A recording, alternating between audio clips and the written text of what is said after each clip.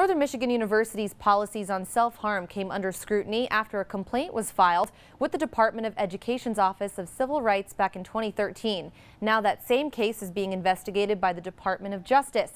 TV6's Harry Lee tonight has the details. A case that began in 2013 is still plaguing NMU.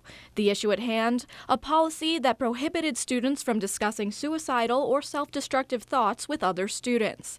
In 2015, current senior Katarina Claus launched a petition on change.org that garnered 2,800 signatures. I think people were surprised to learn how many individuals at NMU continued to perpetrated these actions of discrimination against those with mental illness. In October, the department sent NMU a letter stating their intention to investigate the complaint, which claims the policy discriminates against students with mental disability. Claus, who was student body president for the 2014-2015 school year, says she filed the case. I also am filing with the Department of Justice, and I'm testifying January 9th. NMU spokesperson Derek Hall says the university has always cooperated with authorities and has since clarified its policy. He says the controversial policy was the result of the fine line between protecting students who express desire to self-harm and protecting the people around them.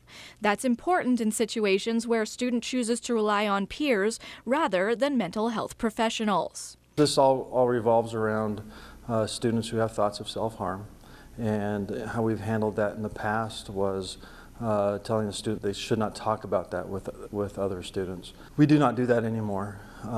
We stopped doing that early this year, and we're moving forward. We're looking for direction. But Claus says she's disappointed with actions taken so far. My question is how long do they have to consider a paragraph-long policy, and why couldn't they look at other universities who aren't being investigated and who have not been spoken to about their policies for guidance? If the Department of Justice finds that the policy violates the Americans with Disabilities Act, it can order NMU to terminate the policy and impose fines and damages. Harry Lee, TV6 News, Marquette.